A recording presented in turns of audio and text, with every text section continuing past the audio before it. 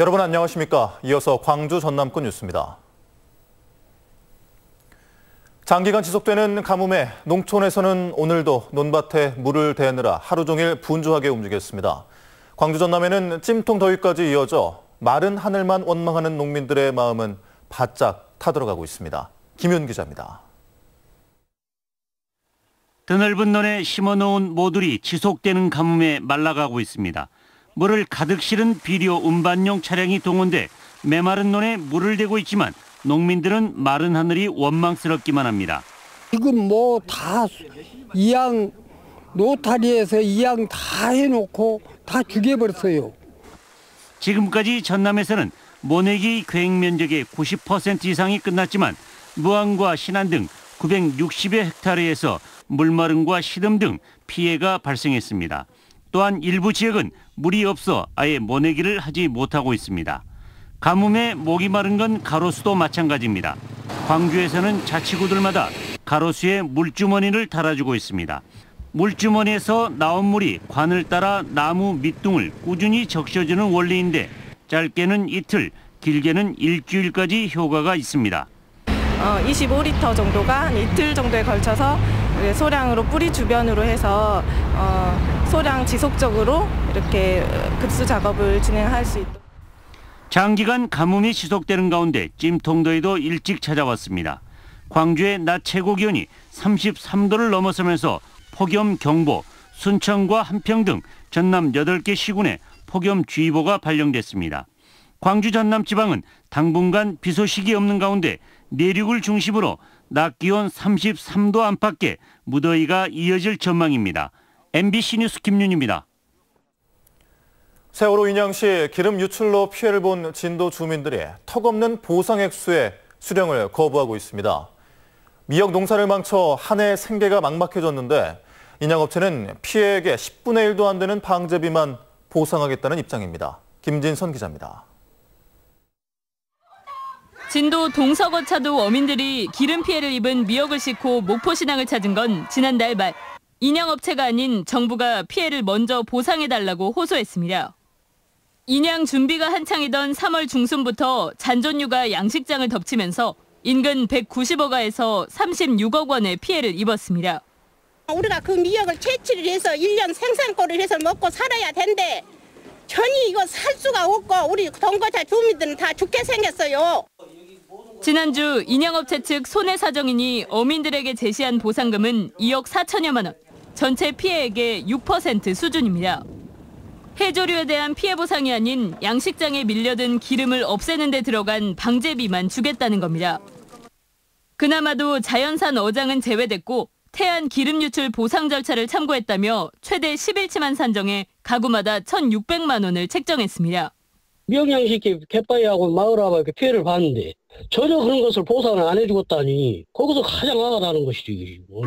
어민들은 정부가 선 보상한 뒤 업체의 구상권을 청구할 것을 요구하지만 정부는 어민들의 이의제기 절차는 지원하더라도 선 보상은 할 수 없다고 선을 긋고 있습니다. MBC 뉴스 김진선입니다. 세월호 의인 고 김관홍 잠수사의 동상에 진도군에 세워졌습니다.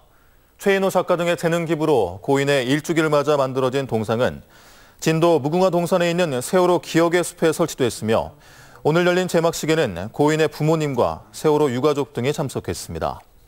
세월호 참사 당시 수색에 나섰던 고 김관홍 씨는 부상과 트라우마로 고통을 겪으면서도 세월호 진상규명에 힘써오다 지난해 6월 숨졌습니다.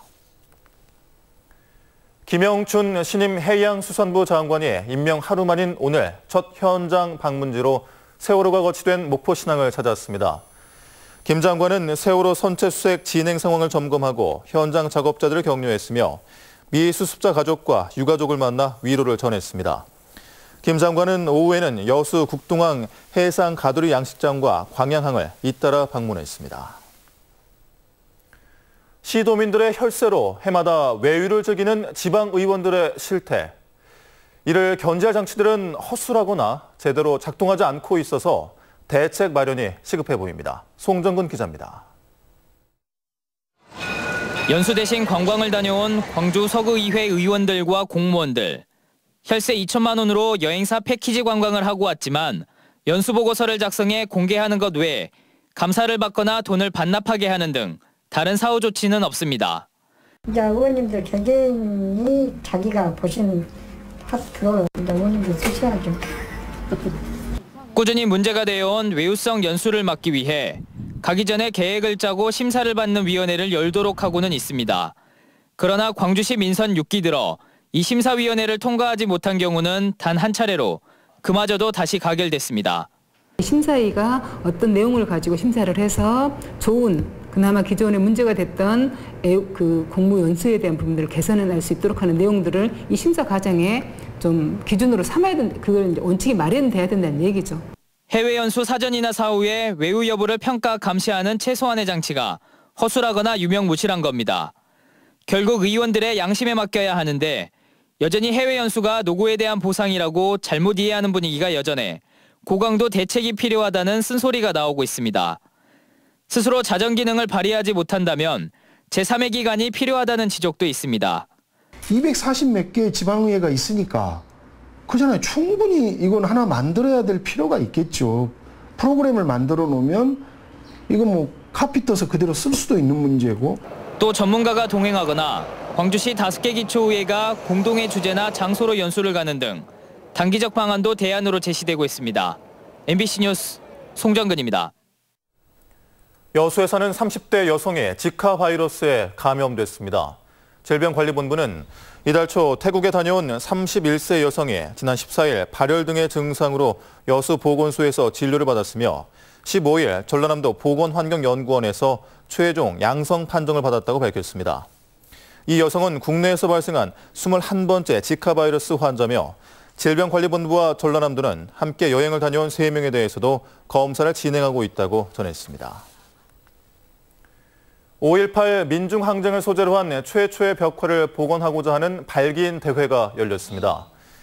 광주 민중항쟁도 벽화 복원 추진위원회는 오늘 전남대 사범대에서 사업 설명회를 갖고 색이 바랜 광주 항쟁도를 다시 채색해 오는 9월 2일 제막식을 갖겠다는 계획을 밝혔습니다. 1990년에 그려진 벽화는 총을 든 시민군과 주먹밥을 만드는 어머니의 모습이 형상화돼 있습니다. 당권 경쟁을 벌이고 있는 바른정당의 당대표 후보자들이 광주에서 정책 설명회를 갖고 한 표를 호소했습니다. 오늘 광주 김대중 컨벤션 센터에서 시작된 정책 토론회에서는 이혜훈, 하태경, 정운천, 지상욱, 김영우 의원이 나와 당원들에게 자신의 정책과 공약을 선보였습니다. 바른정당은 내일 저녁 6시까지 온라인 투표를 마감한 다음 호남권 결과를 공개할 계획인데 권역별 첫 결과가 나올 예정입니다. 오늘 오후 12시쯤 장흥군 장동면 사자산 활공장에서 패러글라이딩을 하던 46살 임모 씨가 50m 높이에서 추락해 병원으로 옮겨졌지만 숨졌습니다.